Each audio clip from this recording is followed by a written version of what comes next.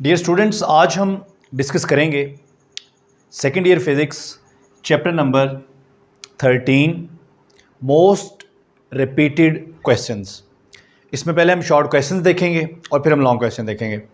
तो short questions में सबसे पहले हमने यहाँ पर एक्सरसाइज वाले शॉर्ट क्वेश्चंस लिखे हैं जो मोस्ट रिपीटेड शॉर्ट क्वेश्चंस हैं, और इनको हमने तरतीब ऐसे लगाया है कि जो सबसे पहले क्वेश्चन लिखा हुआ है वो सबसे ज़्यादा रिपीट हुआ है, जो उसके बाद है वो उससे कम रिपीट हुआ है, और जो उसके बाद है वो उससे कम रिपीट हुआ है, जो सबसे आखिर में है वो सबसे कम दफ़ा रिपीट हुआ है। तो स्टार्ट करते हैं जी हम पहले क्वेश्चन से जो सबसे ज़्यादा रिपीट हुआ है। Why does the resistance of a conductor rise with temperature. Next question है जी, what are the difficulties in testing whether the filament of a light bulb obeys Ohm's law. Next question है हमारा, is the filament resistance lower और higher in 500 watt 220 volt bulb then in a 100 watt 220 volt bulb। इन दोनों bulbs को compare करना है और हमने बताना है कि किसकी रेजिस्टेंस ज़्यादा है और किसकी कम है। नेक्स्ट क्वेश्चन है जी, do bends in wire affect its electrical resistance.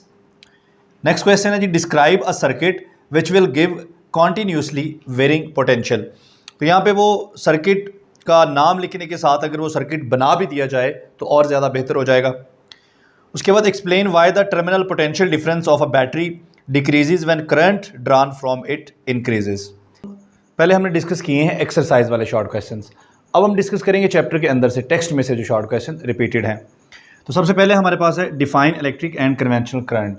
अब ये सवाल किसी तरह से भी आ सकता है, what is difference between electric current and conventional current.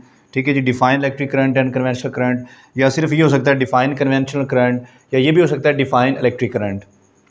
उसके बाद define temperature coefficient of resistance, temperature coefficient of resistivity भी हो सकता है यहाँ पे।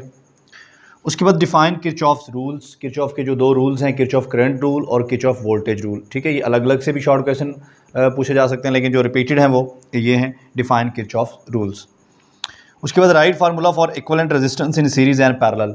जब हम रेजिस्टेंस को सीरीज़ में लगाते हैं और पैरेलल में लगाते हैं तो उस वक्त जो इक्विवेलेंट रेजिस्टेंस होती है सीरीज़ में उसका फार्मूला क्या है, और अगर पैरेलल में रेजिस्टेंस लगाई हो तो उसका फार्मूला क्या है। उसके बाद नेक्स्ट क्वेश्चन जी, डिफाइन ओहम्स लॉ। ठीक है जी, ओहम्स लॉ। और उसके बाद difference between ohmic and non ohmic devices. इसमें अब अकेला ये भी हो सकता है कि डिफाइन ओहमिक डिवाइसेस या डिफाइन नॉन ओहमिक डिवाइसेस। उसके बाद नेक्स्ट क्वेश्चन है, व्हाट इज़ थर्मिस्टर। इसकी कोई एग्जांपल भी दे दें आप तो बहुत अच्छी बात है। उसके बाद difference between resistance and resistivity, और यहाँ पर इनके डिफरेंस में आप इन दोनों के यूनिट्स भी लिखें कि रेजिस्टेंस का ये यूनिट है और रेजिस्टिविटी का ये यूनिट है। उसके बाद name of effects of current. Last short question हमारे पास है टेक्स्ट में से चैप्टर के अंदर से, under what conditions EMF and terminal potential difference are equal. EMF और टर्मिनल पोटेंशियल डिफरेंस कब इक्वल होते हैं, क्या कंडीशन है। तो ये देखिए, टर्मिनल पोटेंशियल डिफरेंस और ईएमएफ को हम इस रिलेशन से इकट्ठा कर सकते हैं। ठीक है जी, अगर इसमें सर्किट में जो करंट है यानी कि current drawn from the battery या करंट इन द सर्किट, इसको अगर हम ज़ीरो कर दें तो यहाँ ज़ीरो हो जाएगा। तो ये हमारे पास हो जाएगा V T is equal to E minus zero, या इसको हम लिख सकते हैं terminal potential difference is equal to E M F. तो इट मीन्स कि अगर सर्किट में करंट ज़ीरो हो, करंट ना हो, तो टर्मिनल पोटेंशियल डिफरेंस और ईएमएफ ऑफ द बैटरी ये दोनों इक्वल होते हैं। इसके बाद हम डिस्कस करते हैं जी मोस्ट रिपीटेड लॉन्ग क्वेश्चंस इस चैप्टर में से। उसमें सबसे पहले हमारे पास है वेटस्टोन ब्रिज, इसकी कंस्ट्रक्शन। ठीक है जी, और इसका ऑपरेशन, इसका जो वर्किंग है, इसकी जो कंस्ट्रक्शन है, इसकी सर्किट डायग्राम, वो सारी चीज़ें इसके अंदर आएंगी। उसके बाद पोटेंशियोमीटर, यहाँ पोटेंशियोमीटर की यूजेस भी आएंगे एज आ पोटेंशियल डिवाइडर और एज आ रेयोस्टेट।